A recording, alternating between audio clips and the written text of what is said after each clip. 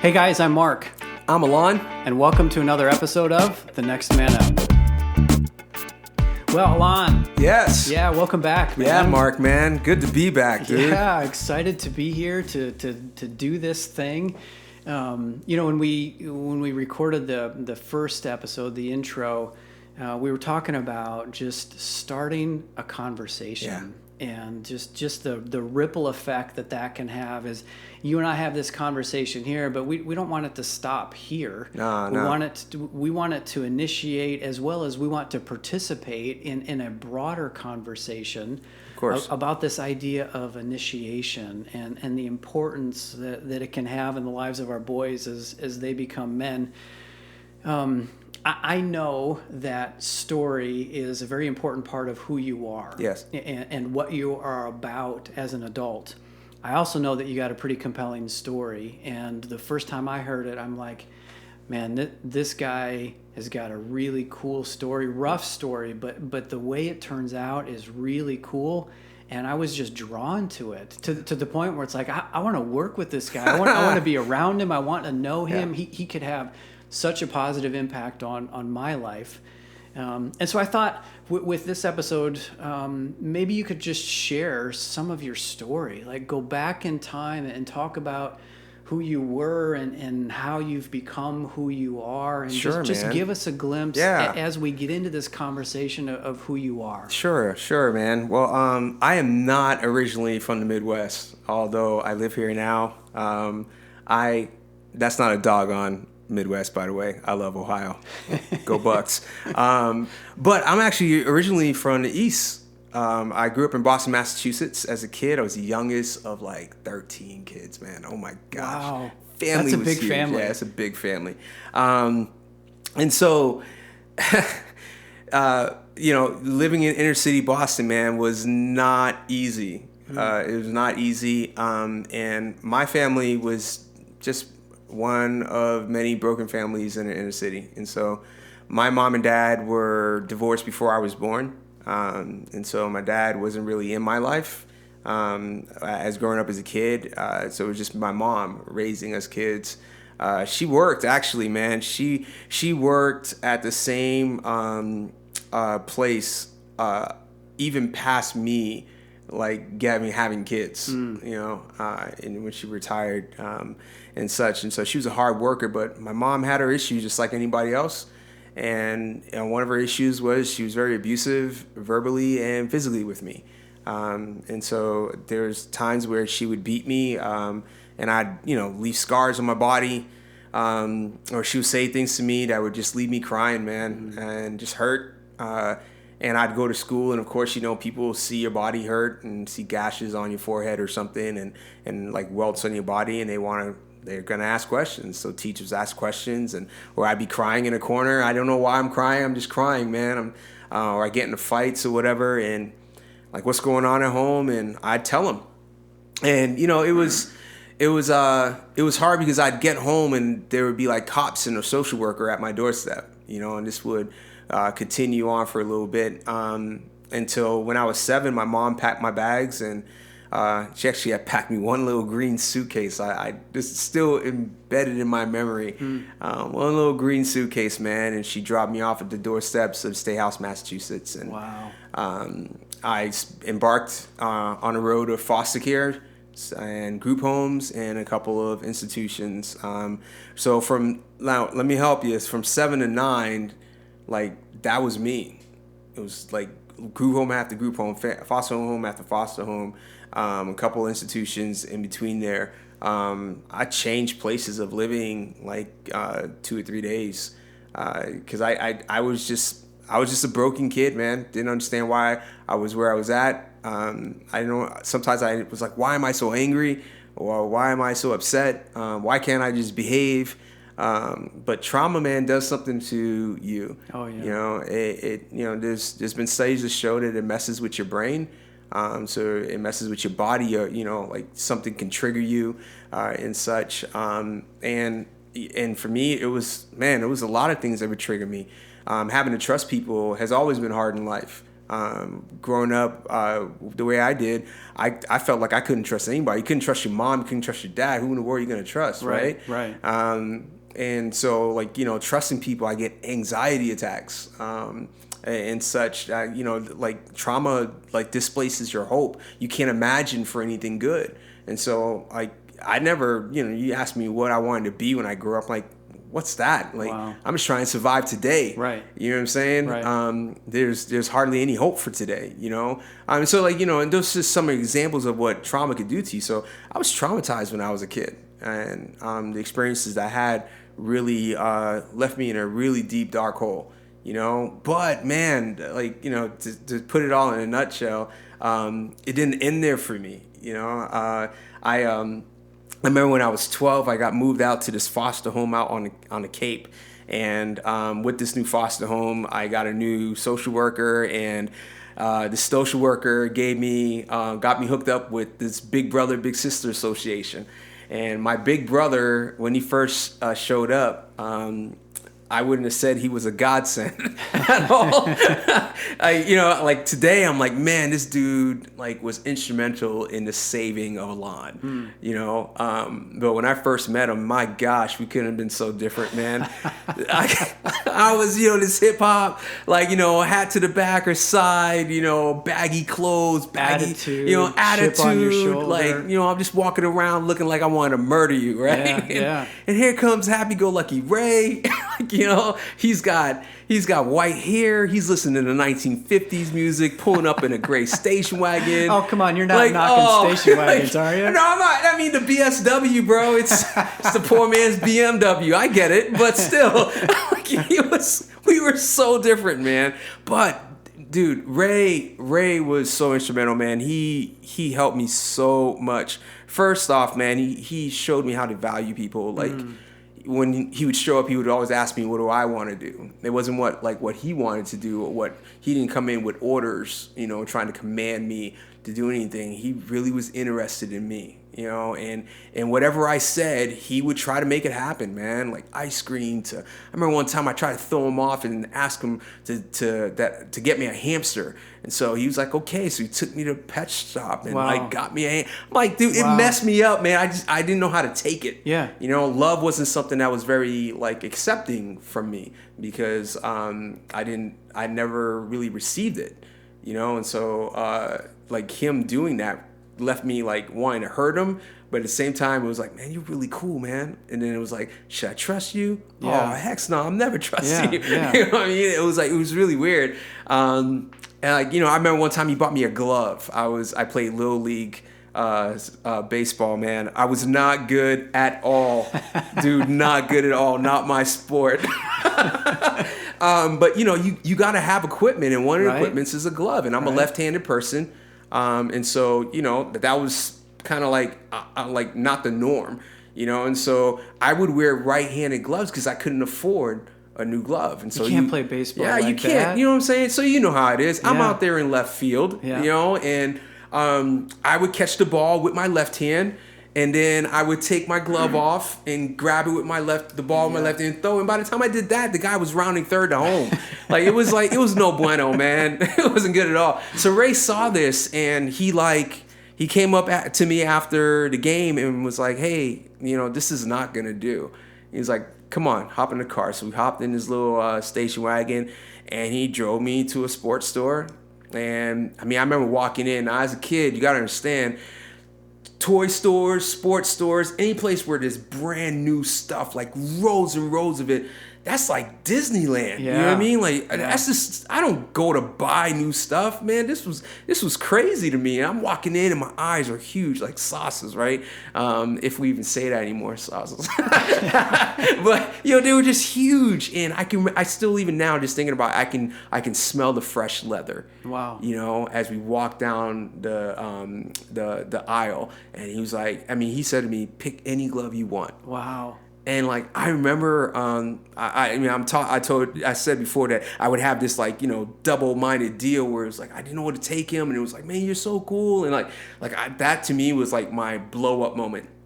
And I remember blowing up in the middle of the store. I was crying, I was shaking, and I was just like, I asked him, like, man, why are you doing this? You know? And he was like, because I love you. He was like, God loves you, and he wants you to know that.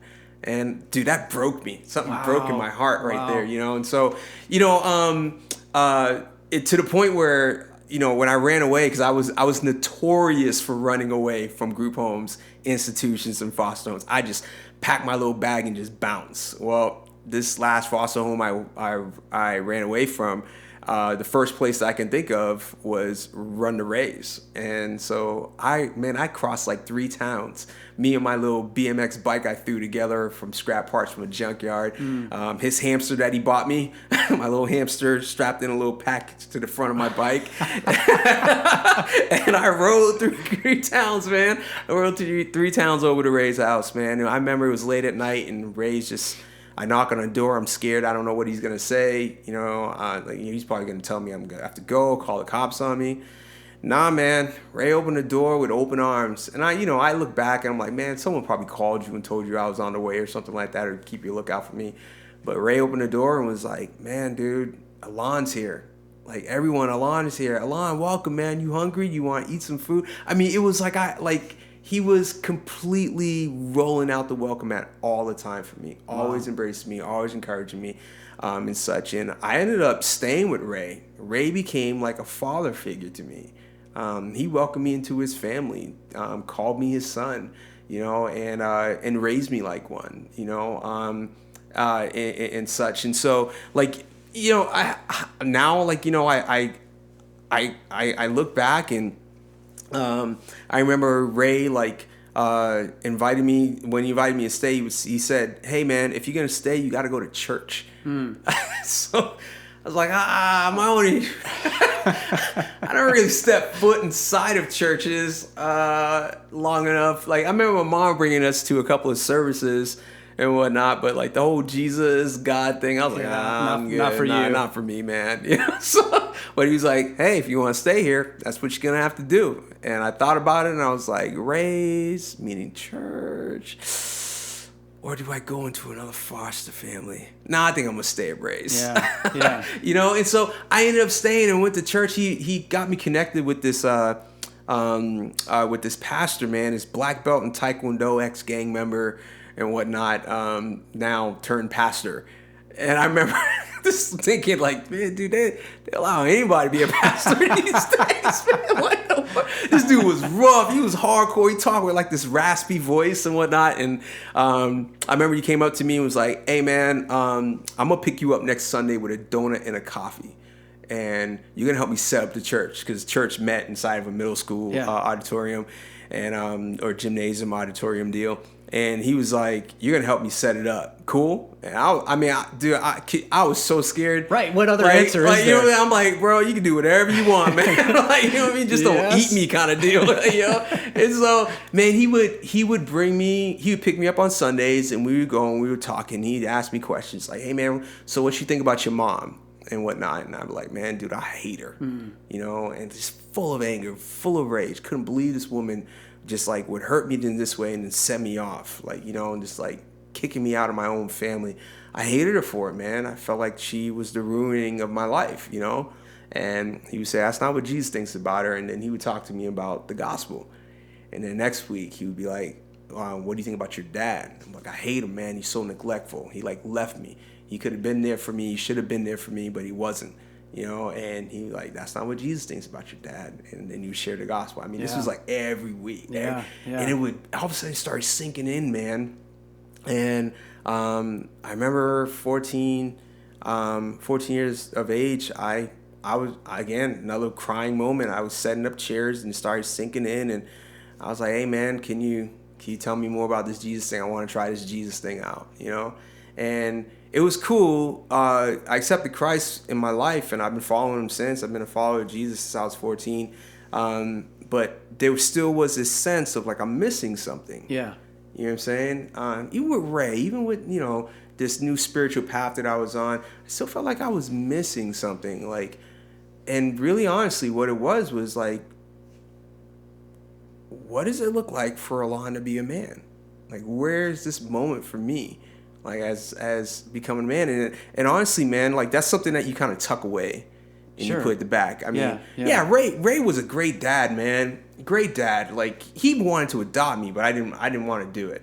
At the time, I think I was like 17, and him and Susan, his wife, like came up to me and was like, "Hey, can we want to adopt you?" And I was like, "Nah, I'm 17 years old. Like I'll be a man next year, right? Whatever that looks like." But it happens at 18, yeah, right? Right. I just become a man. Right. Like, I'm good. I'm good on my own. My little like self and whatnot. But you know what, dude? Like, I was so wrong, man. But I think it was still a good moment, a good move though, not to do it. And so, like, even though he was a good man and like he was a good father figure to me, like, I don't think he was taught how to be a man. You know what I mean? There was no rite of passage for him. Right. So how can he pass that on to me? Right. You know what I'm saying? And I'm dealing with all kinds of crazy things. Dude, yeah, man, I got a good family to live in, and I started, doing well in school. Played soccer, got a scholarship to play soccer at a college in Massachusetts. When I graduated high school, I had a really good job as a customer service manager. I was making good money. I bought I was buying my own cars. Like, you know what I mean? If you think about it, from the road that I came from to the natural eye, it would be easy to say from 0 to like 18, Alon has come a long way. Right. Bro, I was still a boy in my head. Yeah. I was still a boy in my heart, man. I remember I made the decision to move to Ohio. Ray asked me to move to Ohio when I did. I moved to Ohio with them.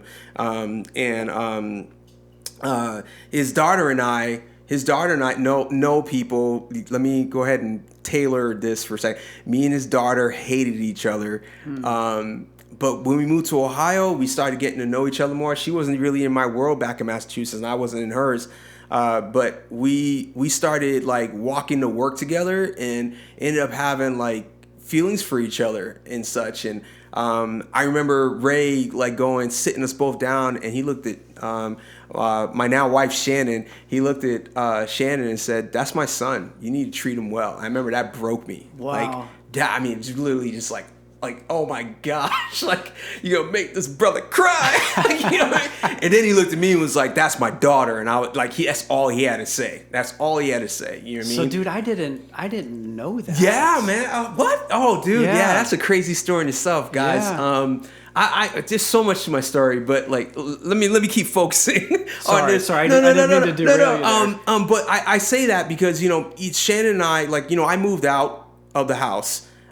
Because we started having feelings for each other and we wanted to do things right, and so moved out the house, and we ended up getting married. We have kids now. We've been married in 19 years this year, right? And so 19 years and 4 kids, bro. Even when we first got married, I still didn't feel like I was a man. Yeah. I didn't feel like I was a man until I hit my 30s. Yeah. When I could look back and go, wait a minute, yeah. I belong in this parent meeting. like, dude, I'm raising kids. You know what? Like, I feel like I am a man. Like, it wasn't until then. And as I look back, there's an issue with that, man. Yeah. There's an issue with that. And now that I'm raising my own kids, I'm looking and going like, I don't want that path for my son. I don't want that path for my daughters. I want them to be able to reach benchmarks and be able to one day to stand in front of family. Like, and it's because we're strictly talking about manhood, let me speak for my son. Like I want a day when I stand in front of our family and friends and community and go, today, my son, I no longer will see him as a boy. I see him as a man. Yeah. Because of A, B, and C, and because of this road that he took instead of that road, and because of these decisions that he's made, and the way that he has embraced wisdom from older men and from good friends his age that have heads screwed on tight, and because of the way that he has worked on his past and he's worked on his present to secure a really cool future, this is a man before me. He has character. He has desire. He has ethics of all kinds. And I no longer will call him a boy. This is the man. And so that's a great dream. But how do we get there? Yeah. That's the question, right? Right. And that's what these conversations are for. Like to be able to sit down with you and to talk with you and be like, yeah, I know we're different. I know that we have different pasts and whatnot. But man, you're trying to do what I'm doing. So I want to hear from you, and I want you to hear from me. And hopefully, man, we start a great conversation that engages in other people, and it benefits my boy, because I am for my boy. Yeah. You know what I'm saying? Oh, yeah. And I want to see him. I don't want to see him be like at 30. I think I'm a man. Yeah. Possibly a man. Stumble into it, because that's how I felt I did. Right. Like, I remember, like, Mark, no kidding, man. I remember me and Shannon, it was when our oldest daughter was in kindergarten, right? And they had a parent meeting. And Shannon and I walk in. And I remember sitting down with her, and then I looked at her and go, I feel like I don't belong here. It wasn't just the cultural differences. You know, I'm walking in with a white T-shirt. I had dreads at the time, so I had them pulled back in a ponytail. And then, like, the area that we were living in, like, like it was predominantly white, the affluent, people who looked affluent, walking in with suits and ties, and at the time Liz Claiborne was like big, and so like wearing really awesome Liz Claiborne dresses, and here's me and my wife in jeans and a T-shirt looking around like it wasn't that. I mean, that was part of it, but there was a sense of me as I looked around to the other dads. I'm going, these guys look like men. Am I a man? It's that little voice that creeps in the back of your head and starts talking to you. Yeah. Are you a man? And I remember like just going, I don't know. Yeah. I don't want that for my boy. And so the best way to do it is for me to start asking and start planning and start working with him now, so that when he hits an age where I feel like, dude, you're a man, I'm going to tell him he's a man, and he's going to walk like a man. Yeah. Wow. Yeah. What would that have been like for you to hear at 16, 18, even 20 years old? Like, what would that have done for you in terms of empowerment? Oh man, that would have changed, dude. That would have been life changing. Now just speaking for me, and so if other people hearing this relate or can understand, it's great. But for me, not having a dad, my biological dad isn't in my life. You know what I'm saying? And so having someone to stand up and say that to me, especially like if a man did, that would have been like the air to rush into my room and to blow this balloon up so big that I floated. You know what I'm saying? That would have been the strength of Zeus.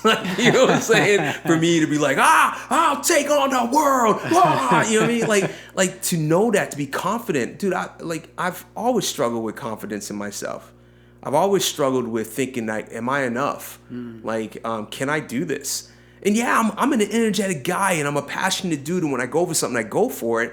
But part of that is this sense of, like, if I don't do it, then nothing's going to happen. If I don't do it, nobody's going to do it for me. Right. It's this independence in me that's always been in there, because I felt like I've always had to live by myself in my own head. Right. You know what I mean? Because I can't trust nobody. You know what I'm saying? So that's like, but that's from coming from that point, I think is man, it could be harmful. Whereas from the point of like someone speaking into you and empowering you and saying, dude, you've accomplished something, or I see this in you, like you're gonna be a great man one day, or you know what? I don't want you to act like a boy no more. I don't want you to see yourself as a boy no more. Because I see you as a man, and you need to begin to see yourself that way. Yeah. And here's why. Because this is who you are. Like, bro, that coming from that point, oh my gosh, I love that type of confidence, man. That confidence that can move a world. You know what I'm saying?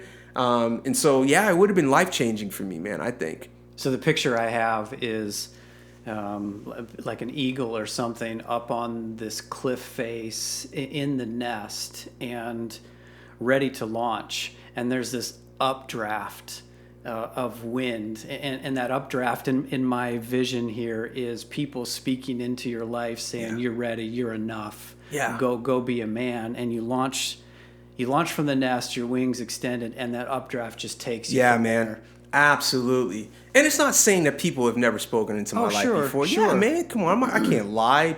I've had teachers. I can remember teachers. I can remember people in group homes, like some of the counselors and such.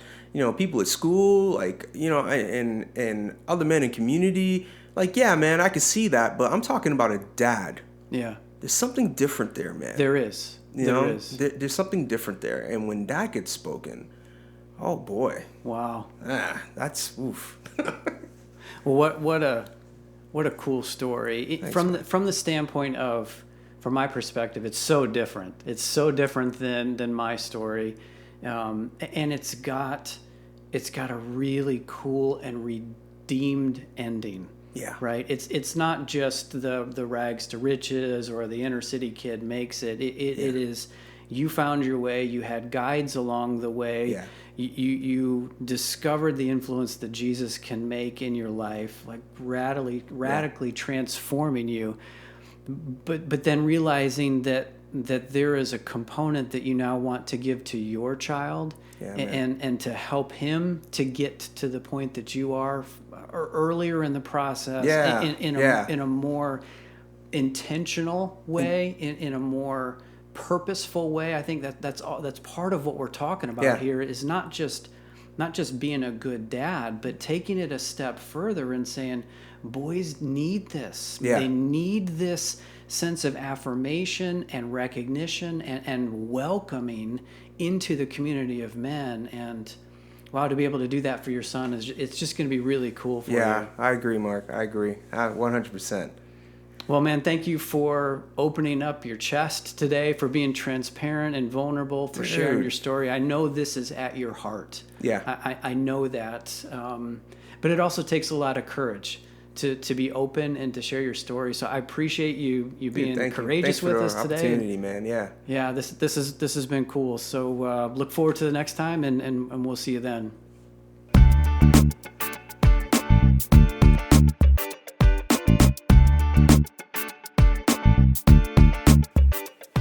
Hey listeners, thanks for journeying with us on this Next Man Up podcast. We would love to hear from you. Maybe you have a question or an idea, perhaps a topic for us to consider. If that's you and you want to reach out to us, you can get us at feedback@thenextmanup.com. That's feedback@thenextmanup.com. Again, we'd love to hear from you. Until next time, we'll see you later.